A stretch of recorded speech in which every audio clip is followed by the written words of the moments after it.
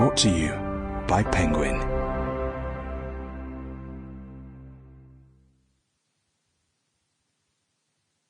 Please be aware that these essays were originally published between the 1800s and 1900s and contain language, themes, or characterizations which you may find outdated.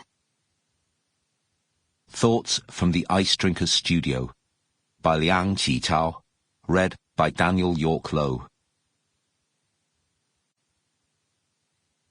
Introduction. Liang Qichao became China's preeminent public intellectual shortly after the turn of the 20th century. He invented political journalism, promoted democratic reforms, and introduced Western political theory to Chinese readers. He led China's break from tradition. Forced to flee China for political crimes at the age of 25, he found a welcoming home in Japan, which also provided him with enormous intellectual stimulation. Shortly after Liang's arrival, he began writing a series of short essays that he called Notes on Liberty, often little more than reading notes and quick reflections, as Liang himself described them. Their topics ranged from self-help, ideals and power, and revolution, to short biographies of various heroes. They were bound together by Liang's belief that hope for the future lay in freedom of thought and disinterested pursuit of the truth. In calling himself the master of the Ice Drinker's Studio, Liang cited a story from the Zhuangzi. Namely, in about 500 BCE, Duke Zhegao of Shi had been designated the Chu Kingdom's envoy to the Qi Kingdom, meaning he had to deal with the irascible and stubborn rulers of that land. According to the Zhuangzi, Zhegao was normally a man of equable temperament, but now he was consumed by anxiety and told Confucius, "I only got my orders this morning. Already I am drinking ice water this evening, and yet my insides are still on fire."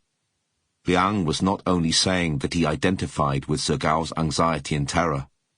In the following passage, which Liang did not quote, Confucius told Zhegao to devote himself to his assigned task so wholeheartedly that he would forget his own existence and, not worrying about death, he could then carry out his orders successfully. Liang was perhaps also suggesting that he needed ice to cool down his hot-blooded ardor. The master of the Ice Drinker's Studio thus arrived in Japan announcing his wholehearted devotion to the renovation of China.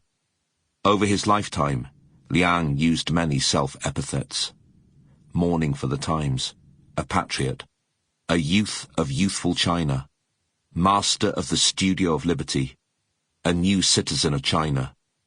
But he always returned to the Ice Drinker's Studio. Over the years, Liang was to change his mind on many issues. It is difficult to say precisely that Liang believed this or believed that without specifying which Liang we are talking about.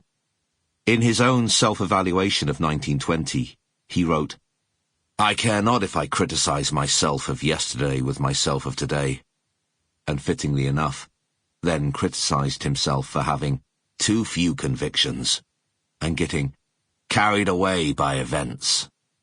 Liang had a burning desire for knowledge, and as he acquired new knowledge and as circumstances changed, he was happy to change his mind.